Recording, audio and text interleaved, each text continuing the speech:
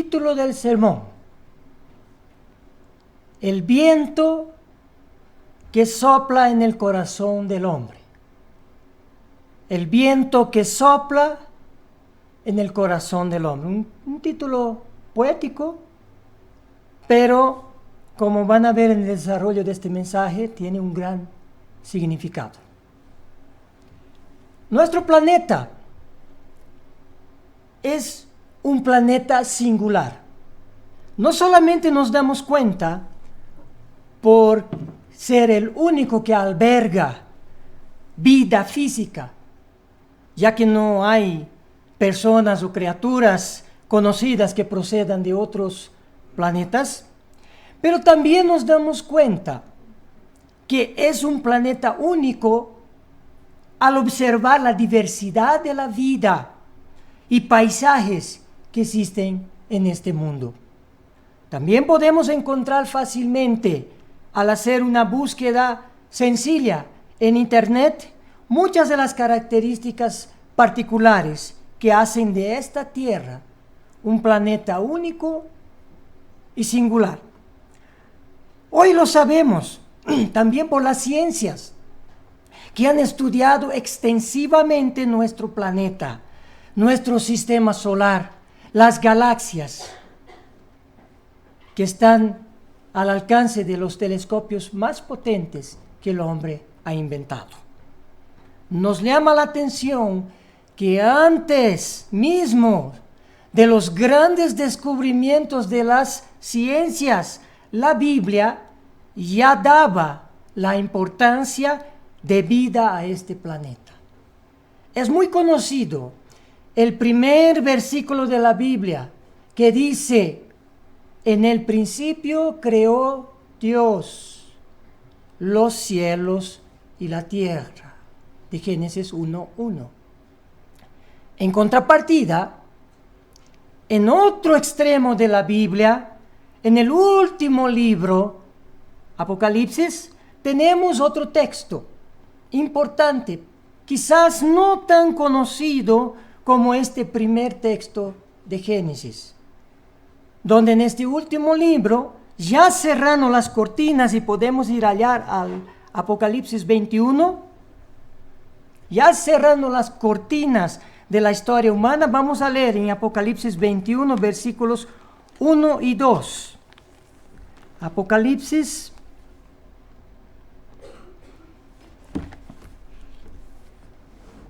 capítulo 21, versículos 1 y 2. Vamos a leer el versículo 5 más. Dice: vi un cielo nuevo, en Apocalipsis 21, versículo 1. Vi un cielo nuevo y una tierra nueva, porque el primer cielo y la primera tierra pasaron, y el mar ya no existe más. Y yo, Juan, vi la santa ciudad de Nueva Jerusalén descender del cielo de Dios, dispuesta como una esposa ataviada para su marido. Y versículo 5, y el que estaba sentado en el trono dijo: he aquí, hago nuevas todas las cosas. Y me dijo: escribe, porque estas palabras son fieles y verdaderas. Tenemos acá entonces dos extremos: el inicio en Génesis y el final en Apocalipsis, que involucran directamente el planeta en que vivimos. En el primer extremo, la Biblia habla de un origen del universo y de la tierra. Tardó mucho para las ciencias descubrir que la tierra tuvo un inicio. Antes se pensaba que el planeta y el universo siempre habían existido. Y fue a partir de una serie de descubrimientos que los científicos entendieron que todo lo que existe de algo extremadamente pequeño e insignificante ha surgido, y que luego creció y se expandió hace 13.7 mil millones de años atrás, formando las galaxias y todo el universo conocido. Eso es lo que dicen las ciencias. Es interesante que a través de un fenómeno explicativo apodado por Big Bang, la ciencia todavía no llegó al entendimiento que la materia que existe hoy surgió de algo inmaterial. Como explicó hace 2000 años atrás, nada más, nada menos que el apóstol Pablo, diciendo que por la fe, escribió Pablo, entendemos haber sido construido el universo por la palabra de Dios, de modo que lo que se ve fue hecho de lo que no se veía. Eso escribió Pablo. Pablo no dijo de algo que no existía, sino de algo que no se veía, que es distinto, pero sí existía. Y detalle, esa afirmación del apóstol está dirigida para nosotros los seres humanos hoy. Y eso explica muchas cosas. ¿Qué es lo que pasamos a ver después que Dios empezó a crear el universo? Pasamos a ver lo que se ve hoy, todo lo que es físico. Alguien dirá que es imposible ver hoy el pasado cuando no existíamos aún. No existía siquiera ni un ser humano. Dicen que no podemos ver, algunas personas dicen que no podemos ver las primeras galaxias, planetas y estrellas cuando Dios las estaba creando. Les digo que esa es una afirmación equivocada y muy lejos de la realidad, a causa de un fenómeno que se llama velocidad de la luz. Dios creó un universo que se ha estado expandiéndose desde hace más de 13.000 millones de años. Cuando miramos el cielo en las noches, estamos literalmente mirando el pasado que menciona la Biblia. Porque la luz que parte de los astros creados por Dios tardan en llegar a la tierra. Por ejemplo, cuando miramos al sol, y hoy es un bello día, no hay nubes. Lo vemos, cuando miramos al sol, lo vemos como era el sol hace 8 minutos. Nunca lo vemos en tiempo real, porque su luz, al viajar a una velocidad constante de 300.000 kilómetros por segundo, por la distancia que nos encontramos del sol, tarda 8 minutos para llegar a nuestros ojos, desde que parte del sol. De la misma forma, al mirar las estrellas en el cielo nocturno, obviamente, que están a mayores distancias, estamos ante un evento astronómico impresionante.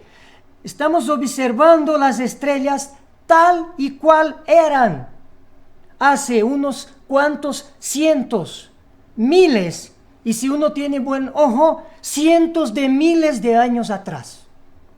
Estamos mirando al pasado. La galaxia, Andrómeda, que es la más cercana a nuestra Vía Láctea en que vivimos, esa galaxia es más visible durante las noches de otoño en el hemisferio norte. Esa galaxia está a 2.5 mil millones de años luz de la Tierra. Cuando la miramos directamente, estamos viendo esa misma galaxia como era hace 2.5 mil millones de años atrás. Eso es extraordinario porque hoy, literalmente, podemos ver el pasado de la creación de Dios, aunque no estábamos presentes. ¿Qué es lo que antes de crearse el universo no podíamos ver? No podíamos ver a Dios. ¿quién creó el universo? Hoy vemos el pasado del universo a partir de su creación, pero continuamos sin ver al Creador que siempre ha existido antes del universo. El apóstol Pablo habló de una luz inaccesible al ojo humano, con las siguientes palabras que están en Primera de Timoteo, y podemos pasar allá, al libro de Primera de Timoteo. Vamos a leer el capítulo 6, versículo 16. Primera de Timoteo, capítulo 6,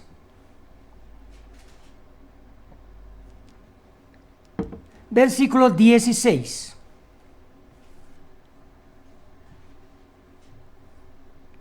Aquí el capítulo 6, versículo 16 dice: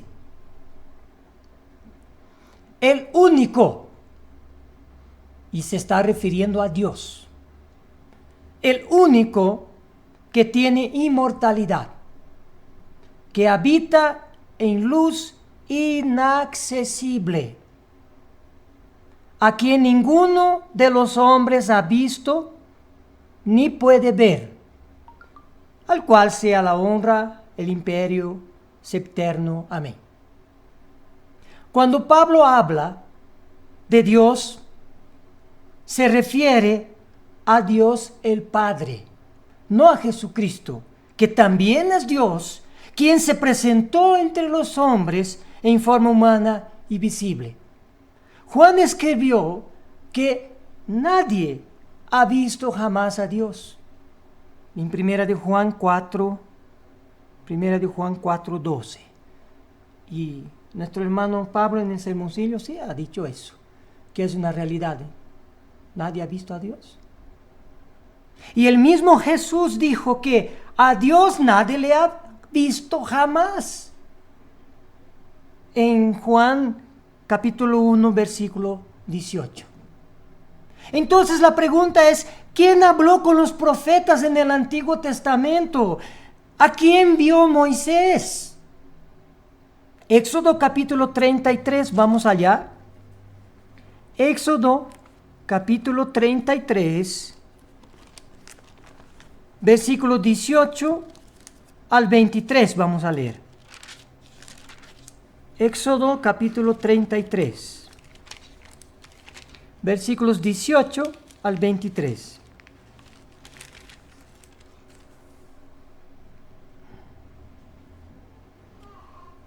Éxodo 33, versículo 18. Él, Moisés, entonces dijo ¿a quién? A Dios: te ruego que me muestres tu gloria. Y Dios le contestó, versículo 20, dijo más: no podrás ver mi rostro, porque no me verá hombre y vivirá.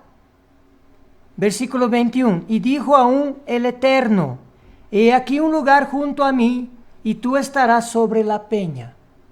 Y versículo 23, después apartaré mi mano, y verás mis espaldas, mas no se verá mi rostro. Moisés vio a Jesús antes de que él haya venido a habitar en forma humana con los hombres. Como escribió también Pablo, Jesús fue quien acompañó a los israelitas durante su peregrinación por el desierto por 40 años. Jesús fue la nube de día y Jesús fue la columna de fuego durante la noche. El mismo apóstol también dijo que Dios, y acabamos de leer hace un rato, que Dios habita en luz inaccesible. Nunca dijo que Dios es una luz inaccesible, pero que habita en una luz inaccesible. Y completó diciendo que ninguno de los hombres ha visto ni puede ver esa luz. Podemos ver la luz de las primeras estrellas y podemos ver la luz de las galaxias que Dios creó con simplemente mirar al cielo. Pero no podemos ver la luz que está en el tercer cielo donde Dios habita. Y el por qué es demasiado sencillo de responder bajo la óptica de la ciencia. No podemos ver la luz que se encuentra en el tercer cielo, en el trono de Dios, porque está tan distante, más allá de los confines del universo, en expansión, que todavía esa luz no ha llegado hasta este planeta Tierra. Esa es la prueba de que el trono de Dios está mucho más lejos que los confines del universo, y la luz en el lugar que habita Dios está a una distancia muy superior a 13.7 mil millones de años, que alcanza a ver los telescopios más potentes que el hombre ha creado. Pero también Dios es espíritu. Así como los ángeles que ha creado, también lo son espíritus. Entonces, de igual forma, no podemos ver a simple vista un ángel. Y para demostrar que eso no es ningún absurdo, Dios ha creado la luz física con ciertas características que demuestra esa afirmación de su creador. La luz que vemos con nuestros ojos es realmente una pequeña parte del espectro electromagnético que existe dentro del tiempo y espacio creado por Dios. El ojo humano alcanza a ver de 400 a 700 nanómetros del espectro de la luz. Entre este rango se dice que esa es la luz visible.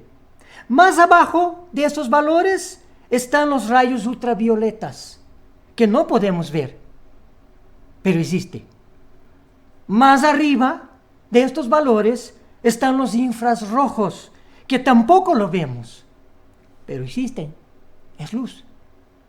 Son extremos solo vistos y medidos a partir de aparatos especiales. Incluso, como el físico Albert Einstein definió, la luz es materia cuando está en movimiento. Adquiere, cuando está en movimiento, masa, peso. Por eso se dice materia.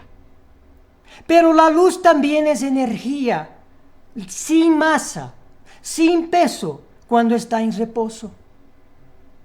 Es decir que una cualidad de la luz que Dios ha creado es la capacidad de convertirse en materia cuando no lo es.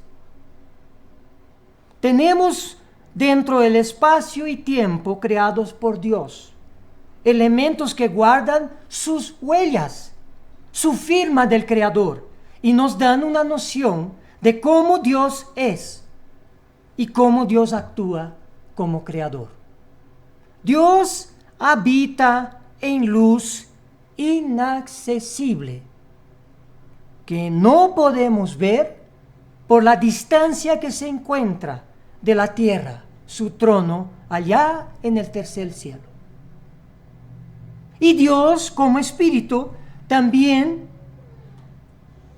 es invisible, o sea, no es visible al ojo humano, porque está fuera del rango de visión del ser humano.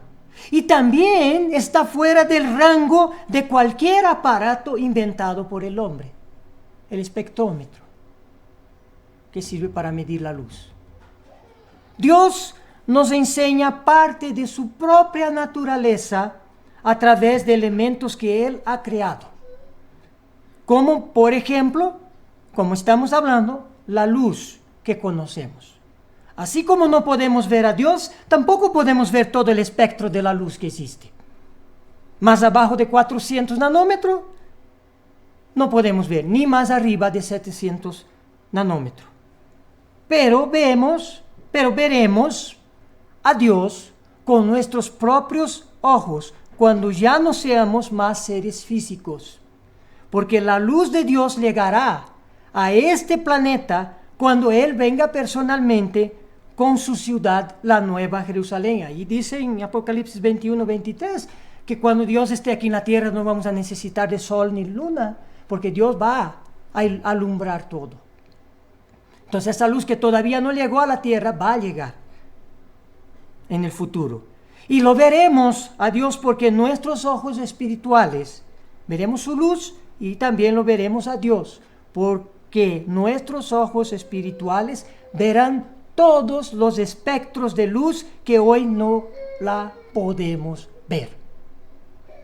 También entendemos que así como la luz no tiene masa cuando está en reposo, es energía en ese estado, la luz se transforma en materia, adquiriendo masa cuando se pone en movimiento.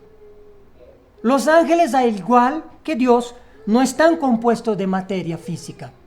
No tienen masa, no tienen peso, pero se materializan en algunos pasajes de la historia bíblica, los ángeles. Ángeles fueron vistos guardando el camino al árbol de la vida. Abraham, Lot e Isaac han interactuado con ángeles que, a pesar de no tener originalmente masa, tienen la capacidad de adquirir masa para ser visible ante los hombres, dentro de la gama de espectro que el ojo humano puede ver. Así como la luz que Dios creó tiene la capacidad de convertirse en masa, los ángeles tienen la capacidad de materializarse cuando necesario ante los hombres. Pablo escribió que algunos, sin saberlo, hospedaron ángeles. Esto está en Hebreos capítulo 13, versículo 2. Entonces hay personas que vieron ángeles, pero no sabían que eran ángeles. Y así como algunos han visto a ángeles en el pasado, y puede que sin saberlo han visto en estos tiempos presentes, en un futuro, hablando del futuro, todos los verán a los ángeles sin la necesidad que adquieran ellos masa o peso. Estamos hablando de los seres humanos que serán transformados espirituales. Pero también todo el mundo los van a ver. Mateo capítulo 25, que conocemos, versículo 31. Mateo capítulo 25, versículo 31.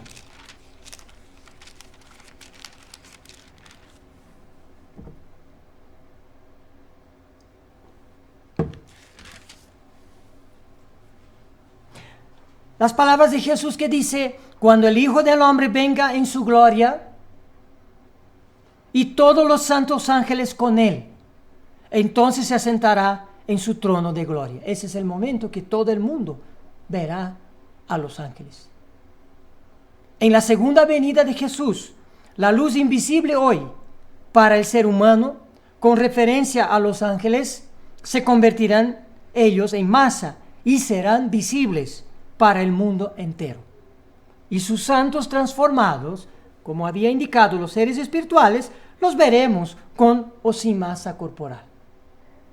Dios, como en el ejemplo de la luz, busca darnos entendimiento a su iglesia, mostrándonos su huella en su creación, que hizo para aumentar nuestra fe en Él. Ángeles no visibles fueron algunas veces visibles para el hombre y será para toda la humanidad en un futuro. Hoy tenemos el ejemplo de la luz, que no todo su espectro podemos ver con el ojo humano, pero sí existe. Asimismo es una energía que puede volverse materia, así como los ángeles también pueden transformarse para ser visibles. Y contemplando su creación, la creación de Dios, podemos entender más cosas de la naturaleza de Dios que nos aumenta nuestra fe. La naturaleza y toda la creación también son un libro y fuente importante del conocimiento de Dios. Salmos 8, podemos pasar allá, es un clásico, pero muy poco entendido en cuanto a resaltar la creación para comprender parte importante de la naturaleza de Dios. Salmos 8, versículo 1.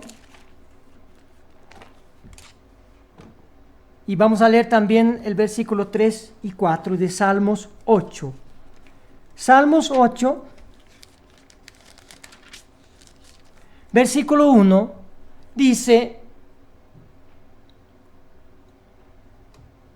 Oh eterno, Señor nuestro, cuán glorioso es tu nombre en toda la tierra. Has puesto tu gloria sobre los cielos. La gloria de Dios es grandeza y poder que la reconocemos a través de su creación, misma que estamos todos nosotros incluidos. Y es a través de ese reconocimiento que viene la fama de Dios en toda la tierra.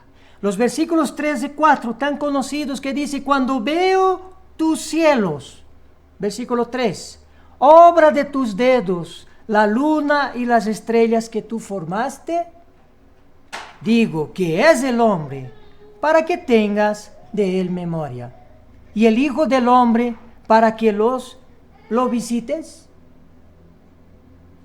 Somos infinitamente pequeños dentro de la inconmensurable creación, pero Dios nos ha llamado para entender su voluntad, para entender quién es Él, a través de su palabra y a través de todo lo que Él ha creado. En la versión de la Reina Valera de 1989, Salmos 8, dice, está escrito de esta forma: cuando contemplo tus cielos, obra de tus dedos, la luna y las estrellas que tú formaste. Si uno quiere comprender a Dios y su naturaleza más allá de lo que está escrito en la Biblia, lo encontrará contemplando su obra, los cielos y la tierra. La luz, que es parte de su obra, acaba de darnos más pautas para entender su naturaleza, y son entendimientos que no están escritos. Bernabé y Pablo, cuando estuvieron en Listra, en la ciudad de Listra, predicaron para que las personas de esta ciudad dejen sus propios caminos y atiendan el camino de Dios. Ellos dijeron, vamos allá a Hechos, capítulo 14, versículo 15. Hechos, capítulo 14,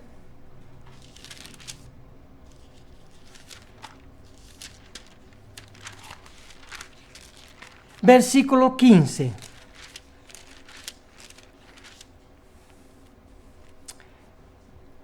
Ellos dijeron a los de esta ciudad: varones, ¿por qué hacéis esto? Nosotros también somos hombres semejantes a vosotros, que os anunciamos que de estas vanidades os convirtáis al Dios vivo. Y cuando se refiere a Dios, completa: que hizo el cielo, la tierra y el mar, y todo lo que en ellos hay. Bernabé y Pablo citaron a Éxodo 20, dentro de los 10 mandamientos, del cuarto mandamiento, Éxodo 20, versículo 11, un pasaje dentro de los mandamientos de la ley de Dios que dice: el Señor hizo los cielos, la tierra y el mar y todo lo que en ellos hay. Tanto Bernabé y Pablo como Éxodo 20 llama la atención de los 3 principales elementos inorgánicos que compone nuestro planeta, es decir, cielo, tierra y mar.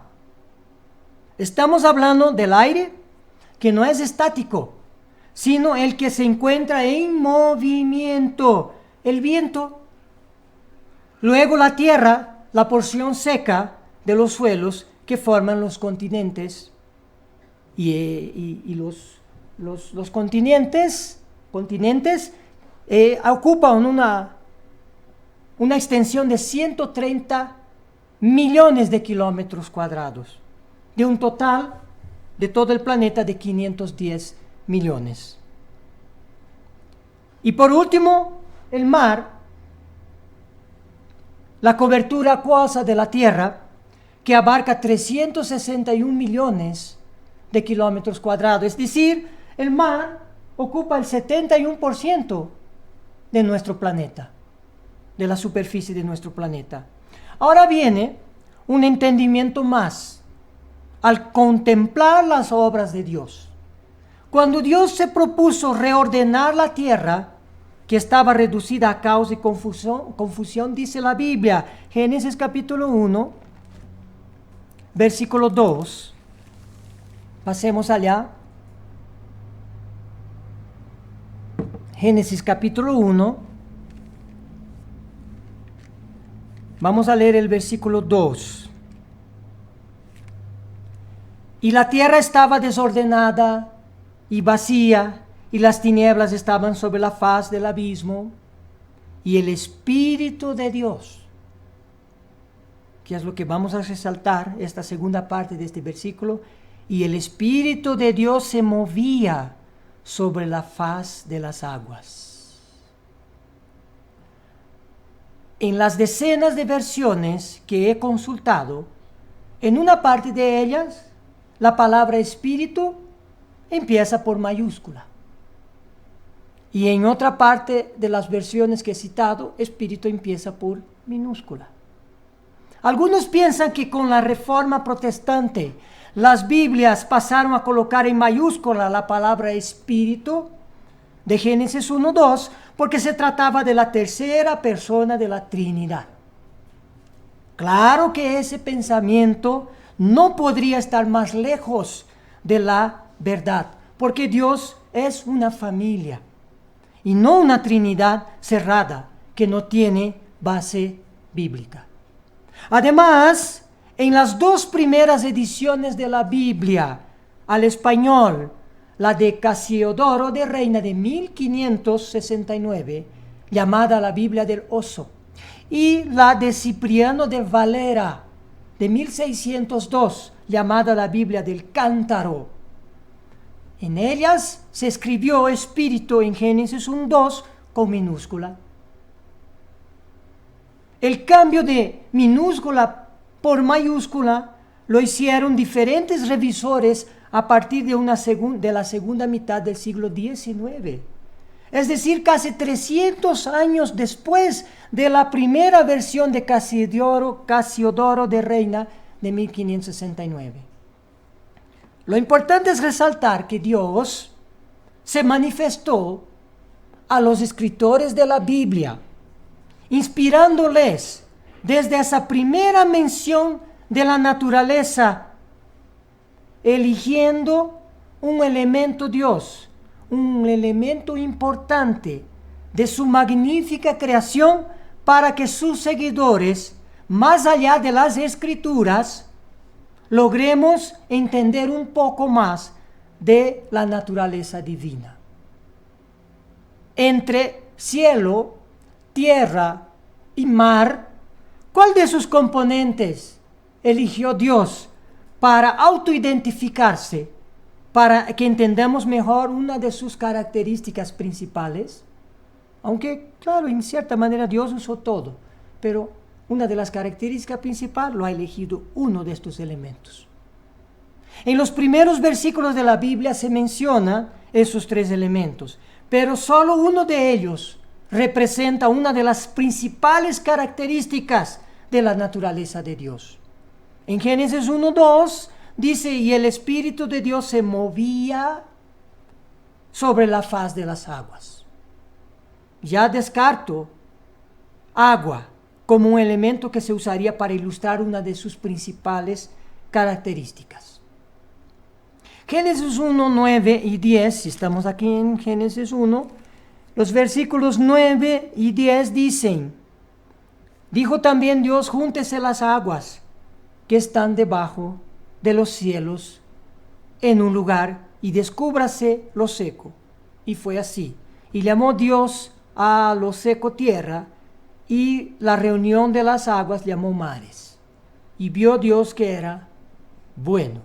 En estos versículos, además de las aguas, que no fue lo que Dios eligió para que entendamos más de su naturaleza principal, aquí se agrega el otro elemento, el suelo seco, denominado tierra. Tampoco ese segundo elemento Dios eligió para utilizar como una parte importante de la naturaleza a lo largo de su naturaleza a lo largo de toda la Biblia. Nos quedó el tercer elemento, el cielo. El cielo terrestre estamos hablando, que está compuesto de aire. Dios eligió la atmósfera terrestre para que aprendamos una parte importante de su naturaleza a lo largo de toda la Biblia. Y lo vamos a ver eso. En Génesis 1:2 dice que el Espíritu de Dios se movía sobre la faz de las aguas. Este verbo en hebreo, hashaf, traducido como se movía. En el diccionario de James Strong, en la versión inglés, traduce también como shake. Shake en inglés es sacudir. Otra traducción curiosa es de la versión de la Biblia, Palabra de Dios para Todos.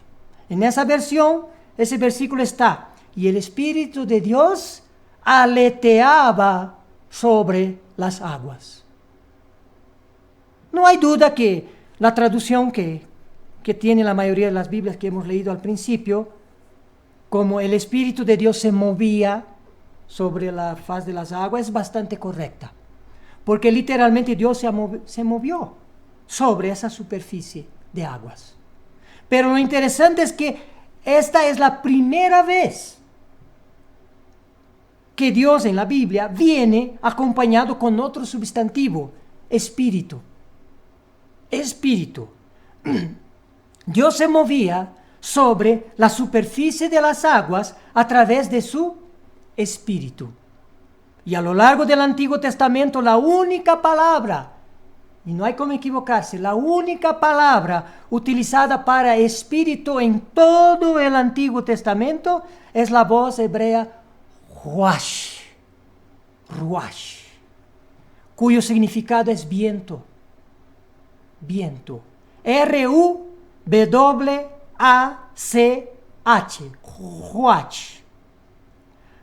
Al pie de la letra Génesis 1:2 se lee: y el viento de Dios se movía sobre la faz de las aguas. Y literalmente eso hacía mover las aguas. ¿Ustedes saben cómo se forman las olas del mar? La causa principal que produce las olas es el efecto del viento sobre la superficie del mar.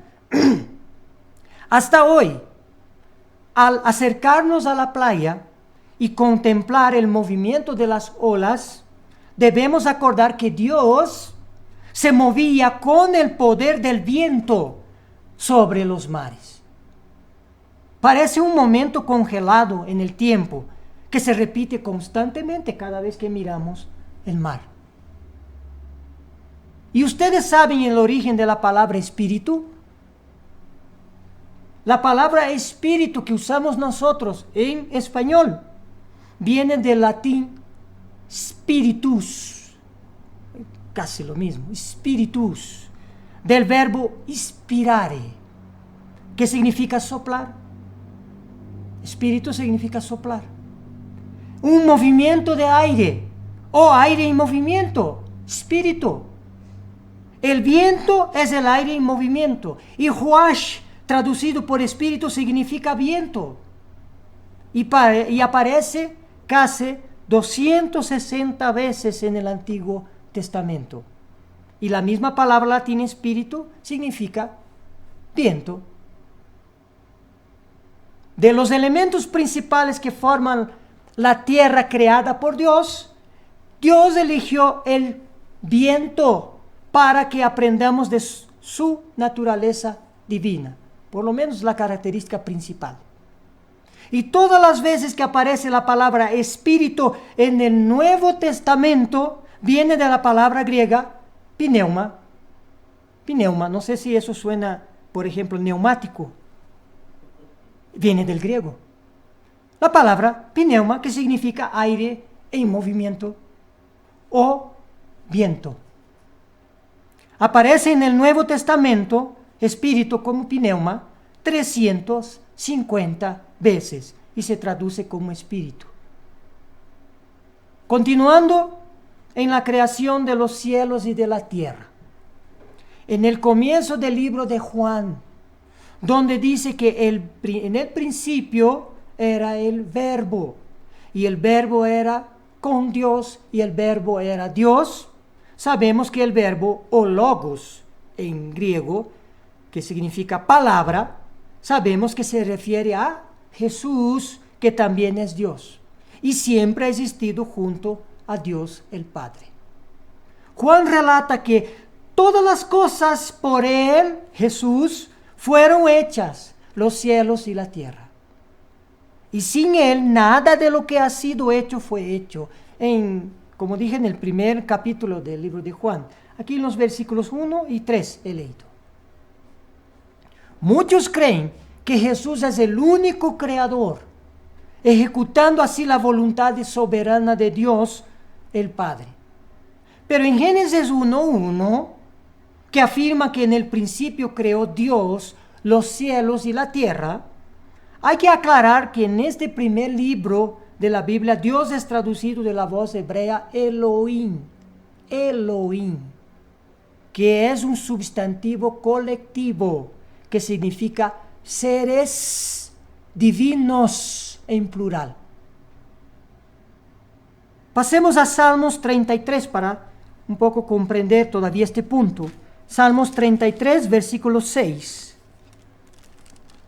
Salmos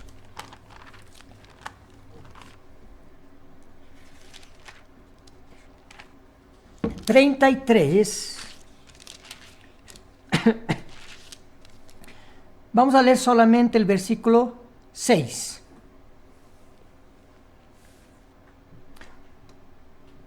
Dice Salmos 33 es: con la palabra del Señor fueron hechos los cielos y todo el ejército de ellos, con el espíritu de su boca.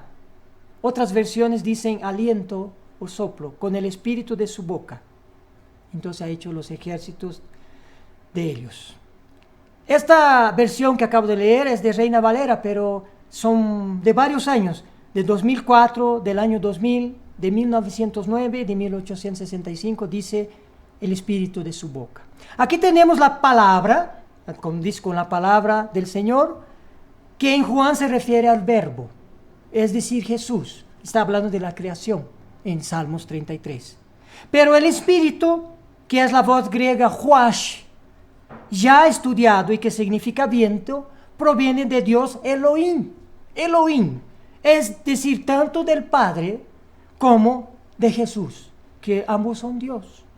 Es una calidad de estos dos seres divinos, el huash. Por lo tanto, entendiendo que en este salmo leído se unifica lo dicho en Génesis y lo dicho en Juan en un solo versículo, sobre la participación de ambos seres divinos en la creación de todas las cosas. Ambos pusieron de su espíritu. ¿Y por qué Dios se autoidentifica con el viento y no así con el aire? Veremos la diferencia entre viento y aire. El aire es la combinación de gases de la que la atmósfera terrestre se conforma. Entre los principales elementos que forman parte de esta mezcla está el oxígeno, el nitrógeno y el dióxido de carbono. Originalmente el aire es inodoro incolore, insípido. No posee un volumen definido el aire. El aire llena los espacios vacíos de manera uniforme, sea cual sea su tamaño. El viento, ahora pasando al otro término, al estar formado ¿de qué? ¿De qué está formado el viento? De aire. Entonces tiene las mismas características del aire, pero hay una diferencia muy importante, una tremenda diferencia con el aire, el viento, a punto de que Dios utilice el viento, no el aire, abundantemente para enseñarnos a comprender una de sus principales características. El viento, al ser una corriente de aire, posee velocidad, fuerza y dirección. De acuerdo a estas características se puede clasificar el viento en muchos tipos. Mira, el viento puede ser, de acuerdo a su intensidad, desde una ráfaga, una brisa, un huracán, un tornado, que pueden ser a nivel planetario o regional. Dios ha elegido magistralmente el viento para enseñar a nosotros de su poder. El viento es un elemento que está en todos los lugares. Curioso, ¿no? En todos los lugares del mundo. Y puede ser tranquilo o manifestarse con un poder inigualable cuando forma tornados y huracanes. Además de estar presente también en todos los rincones de la tierra, el viento se encuentra en el interior del ser humano. Génesis capítulo 2, versículo 7. Génesis capítulo 2,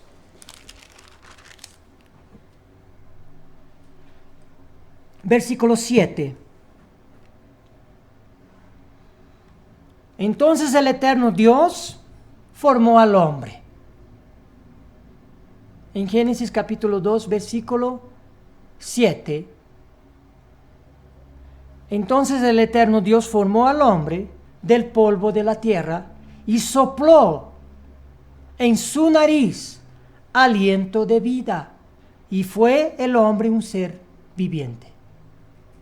Literalmente Dios sopló en el nariz del recién moldeado del barro Adán.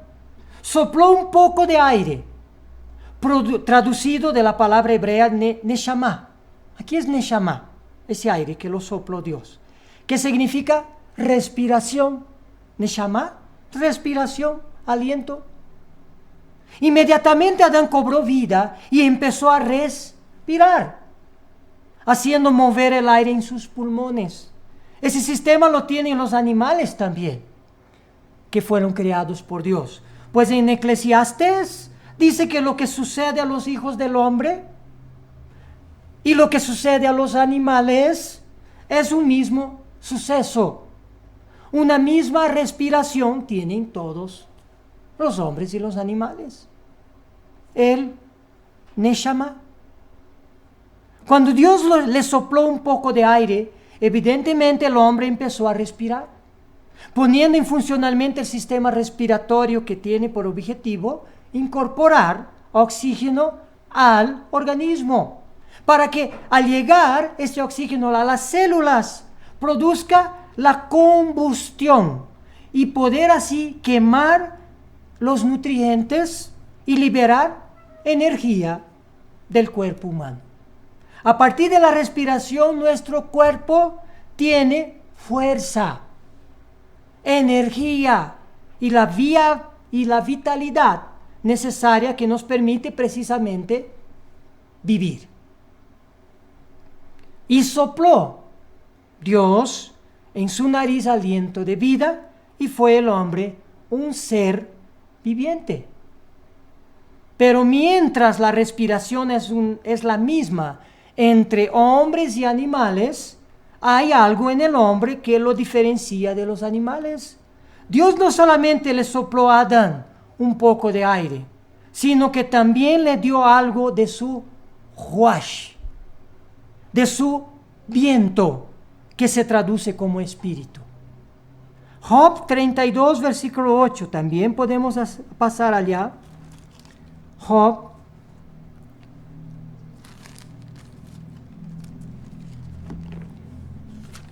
capítulo 32, versículo 8.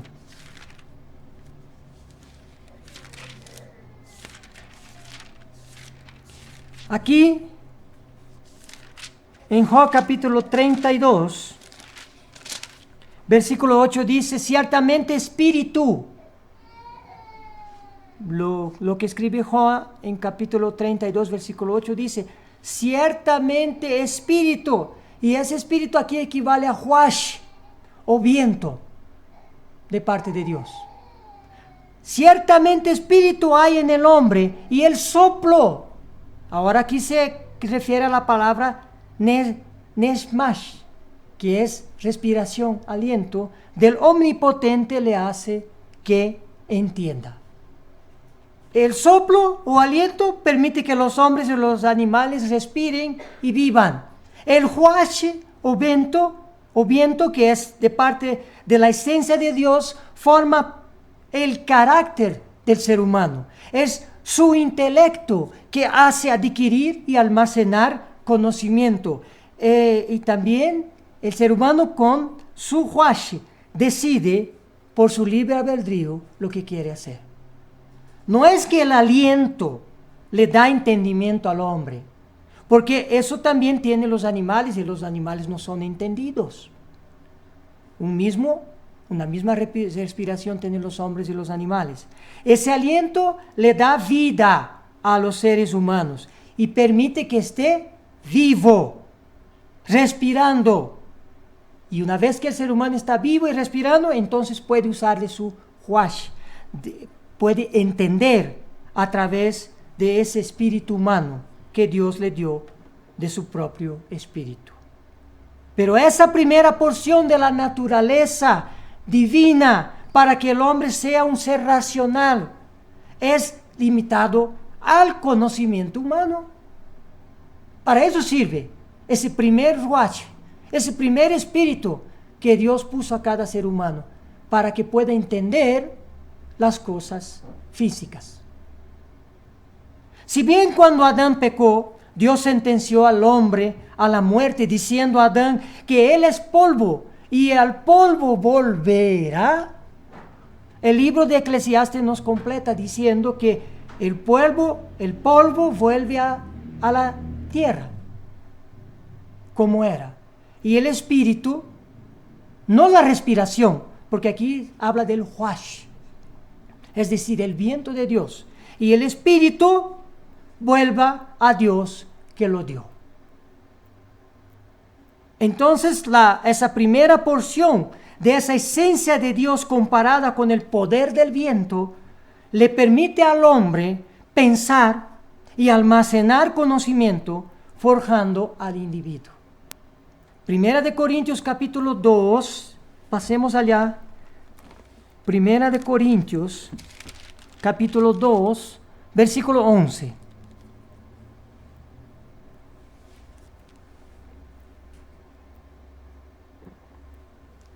Primera de Corintios capítulo 2, versículo 11.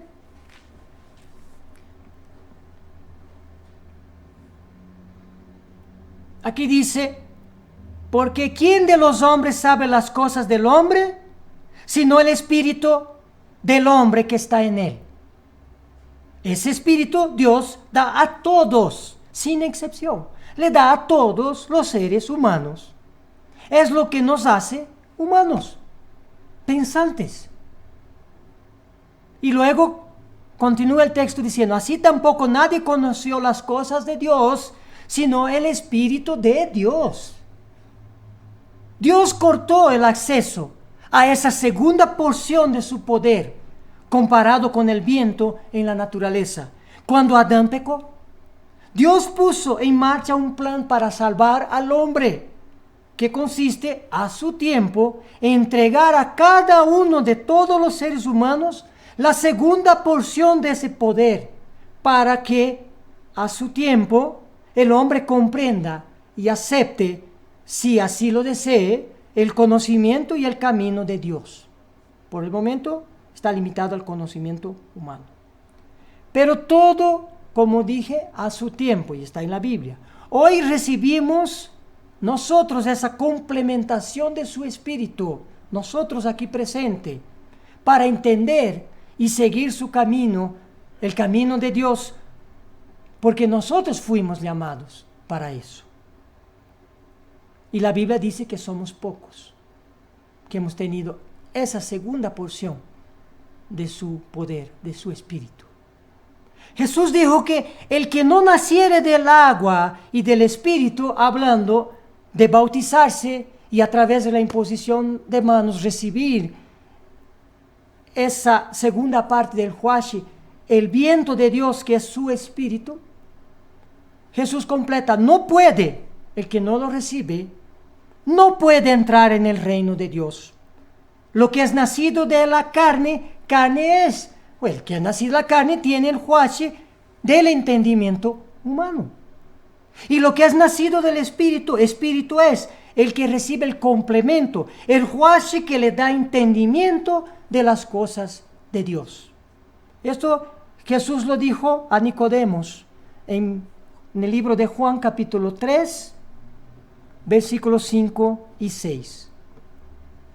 Antes de establecer su iglesia, Jesús prometió a sus discípulos entregarles esa segunda porción de su poder, de ese viento que es el Espíritu Santo de Dios, nombrándole como Consolador, porque Jesús les iba a dejar a los discípulos después de haber convivido con ellos por 3 años y medio. Y en el año 31, en un día como hoy de Pentecostés, cuando sus discípulos estaban reunidos, después que Jesús ya había ascendido a los cielos, leemos en Hechos capítulo 2, y podemos pasar allá, Hechos capítulo 2, versículo 1 y 2. Vamos a leer hasta el 4, 1 al 4. Hechos capítulo 2, versículos 1 al 4. Dice las Escrituras, Hechos 2:1 primero, cuando llegó el día de Pentecostés, estaban todos unánimes juntos. Y de repente vino del cielo un estruendo como de un viento recio que soplaba, el cual llenó toda la casa donde estaban sentados. El poder de Dios estaba manifestándose a través del fenómeno natural que Dios eligió para darnos a conocer este poder. Un viento, un huash del Antiguo Testamento, un pneuma del Nuevo Testamento, llenó la habitación donde estaban los discípulos reunidos. Versículo 3, y se les aparecieron lenguas repartidas como de fuego, asentándose sobre cada uno de ellos. El viento se siente, no se ve. Pero Dios hizo dicha manifestación visible, como lengua de fuego que trajo el viento de Dios. Así como, si se acuerdan ustedes, ese mismo poder en otra ocasión fue visible a los hombres en forma de una paloma. El Espíritu Santo se vino visible en forma de una paloma cuando Jesús se bautizó. Y ahora en formas de lenguas de fuego, pero sigue siendo el viento, el huash de Dios. Versículo 4 de Hechos 2, y fueron todos llenos del Espíritu Santo. Dios completó el espíritu o huashi, o pneuma humano, su intelecto, que alcanza a conocer las cosas de hombres. Dios lo completó a los discípulos en el día de Pentecostés y a partir de ahí a toda su iglesia, con el huash o pneuma entregado por Dios para que sus discípulos se revistan del poder y conocimiento de su Creador. En conclusión de este mensaje, hicimos un breve estudio para entender un poco más sobre esta característica intrínseca de Dios. Un entendimiento posible, no solamente desde las Escrituras sagradas, sino también de la misma naturaleza creada por Dios, donde nuestro Creador dejó sus huellas, su firma, para que sus hijos, ahora munidos de su Santo Espíritu, que empezó a ser derramado más intensamente a su iglesia, para que entendamos con más amplitud el significado e importancia de recibir este poder denominado Espíritu Santo. El haber sido llamados por Dios y haber recibido su poder en forma de su Espíritu Santo es un incalculable privilegio y al mismo tiempo la responsabilidad más grande que Dios ha otorgado al ser humano.